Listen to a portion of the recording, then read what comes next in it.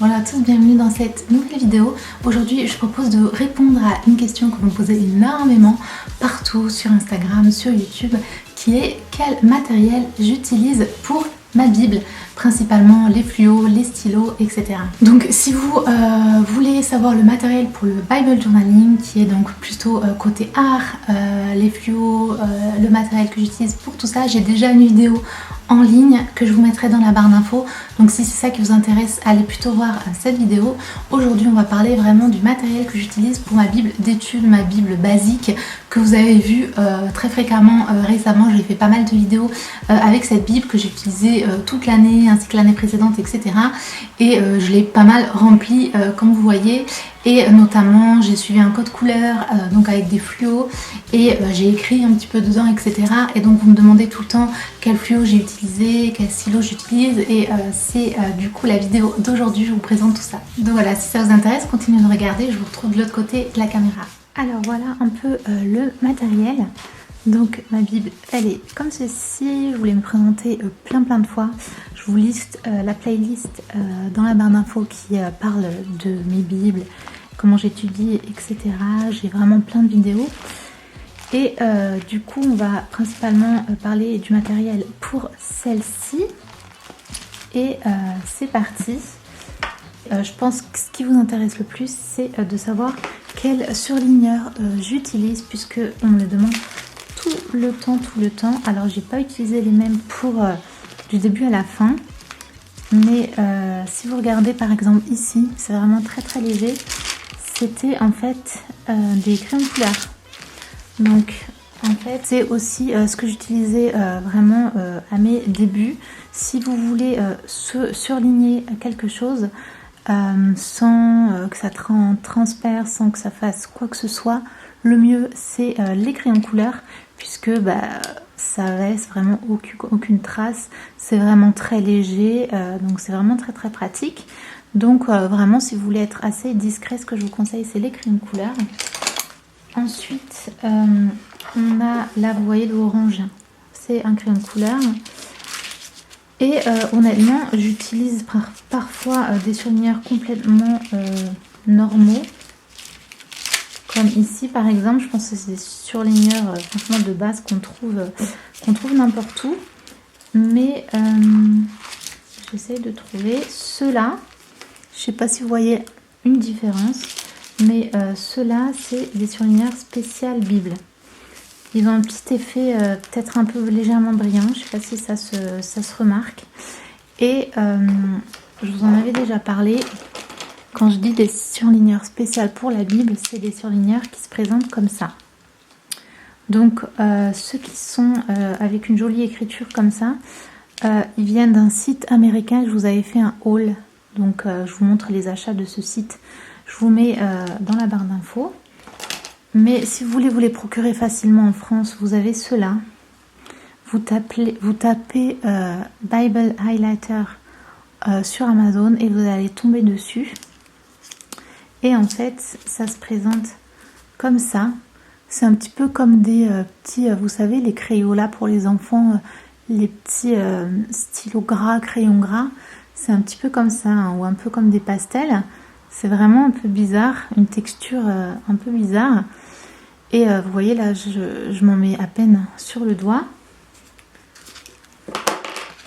Et en fait, vous pouvez, ça fait un peu comme des crayons. Et du coup, ça ne transperce, mais absolument pas, ça traverse pas du tout de l'autre côté. C'est un petit effet gras quand on touche. Mais voilà, ça c'est vraiment aussi le top. Après, il faut aimer parce que c'est quand même un peu particulier comme texture, mais vous avez cette possibilité. Ensuite, ceux-là que vous voyez un peu voilà, sur le Nouveau Testament plus tôt, j'ai principalement utilisé ces surligneurs-là, qui sont les Mildliner de Zebra. Et en fait, je les ai dans une couleur, dans les couleurs pastel, les tons pastels. Et je pense que comme c'est des tons pastels, c'est pour ça que ça passe bien sur la Bible. Si vous prenez les couleurs classiques, peut-être que ça fera pas le même effet, je ne sais pas. Mais c'était un petit lot comme ça que je me suis trouvé quand j'étais en Angleterre. Mais je sais que vous pouvez aussi le trouver sur les sites sur internet. Il suffit de taper le nom de la marque. Et ce qui est sympa, c'est que vous avez un côté feutre, pointe fine, feutre normal. Vous pouvez écrire des choses et vous avez le côté fluo un peu plus épais. Donc ça, j'aime bien les utiliser et sur la fin, c'est vraiment ceux-là que j'utilisais. Ils sont plus discrets et un peu dans la même thématique. J'ai ceux-là qui sont la marque Pilote. C'est les Friction Light. Donc pareil, c'est une couleur pastel, donc je pense que c'est pour ça que ça passe bien. L'avantage de ceux-ci, c'est qu'ils peuvent s'effacer. Vous savez, c'est les stylos, comme les stylos Friction apparemment, je sais plus comment ça s'appelle, je connais pas trop. Et vous pouvez les effacer justement par friction, donc avec cette petite gomme ici. Et ça c'est génial parce que je connais pas d'autres surligneurs que vous pouvez effacer, donc si vous vous trompez. Donc ça c'est top, je les ai utilisés parfois dans la Bible. Après en fonction de votre Bible, si elle a des pages vraiment ultra fines, n'importe quel feutre, surtout neuf, si vous restez appuyé comme ça dessus, bah c'est sûr que ça va passer de l'autre côté. Donc ça dépend vraiment si vous voulez faire super attention, prenez des crayons de couleur et si ça va, prenez voilà ce que vous avez sous la main aussi. Ensuite pour écrire un peu la calligraphie, comme vous voyez par exemple ici, j'utilise pour ça les feutres que j'ai qui sont ceux-ci. C'est les Tombow. Alors ceux-là, attention, hein, ils traversent pas mal, mais si vous prenez des couleurs claires, ça devrait aller, comme ici. Et en fait, ils ont un embout comme ça, style pinceau, qui est du coup assez pratique pour faire une jolie calligraphie. Et ensuite, vous avez ici un petit embout feutre normal. Donc ça, c'est pour la petite calligraphie.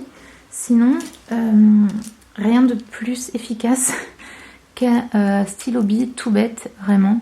Le stylo bille, ça traverse pas du coup. Donc franchement, c'est ce qu'il y a de mieux si vous voulez prendre des petites notes. Vous voyez, tout ça, c'est au stylo bille. Quand j'ai surligné, enfin souligné, entouré, etc. Et vous pouvez prendre les couleurs de votre choix. Mais vous pouvez, si vous voulez faire un petit code couleur ou être un peu plus funky, on va dire, utiliser ceux-là. C'est des couleurs un peu pastel, un peu rigolotes. Donc ça, c'est vraiment l'idéal. Vous voyez, ça marche vraiment bien. Ensuite, parfois, comme ici, j'utilise des stylos noirs à pointe fine. Si je veux être un petit peu plus dans le détail, donc moi j'utilise celui que j'ai, hein, c'est le Pigma Micron, là en pointe 0,5. Qui est ici et ça se voit quand même légèrement derrière, mais en tout cas ça ressort bien vu que c'est un feutre noir.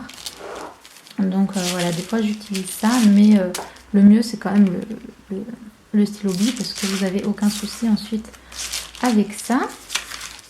Ensuite vous pouvez rajouter bien sûr des petites choses comme ça. Et pour cela, je vous l'ai déjà dit, rien de mieux que les post-it. Donc moi j'ai par exemple des petits carnets comme ça, vous avez différents post-it un petit peu mignons. Mais vous pouvez totalement utiliser des post-it lambda, les petits post-it jaunes ou voilà, les post-it comme ça normaux, on va dire. Donc voilà, ensuite vous voyez qu'il y a aussi des post-it plus fins qui sont comme ça, que vous trouvez dans le rayon bureau de n'importe quel supermarché.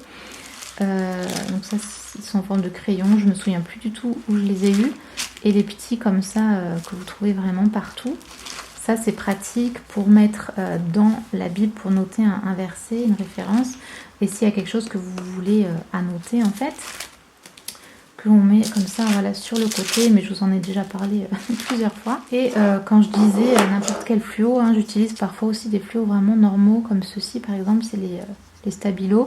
Mais c'est vrai que j'ai une tendance à aller vers des couleurs pastel, puisque moi c'est ce que je préfère en fait. Mais c'est vrai que du coup ça transperce un petit peu moins. Donc voilà, honnêtement c'est tout, j'arrive pas à penser à d'autres choses. Si au niveau des stickers, vous voyez que des fois je mets des petits des petits stickers, toujours quand on cherche un truc qu'on ne trouve pas, oui comme là. Ça, regardez ma vidéo haul du Canada, je vous la mettrai aussi en barre d'infos, puisque c'est surtout là-bas que j'avais trouvé des petits stickers chrétiens en fait. Comme ça vous aurez le nom des marques, etc. Je vais pas me répéter.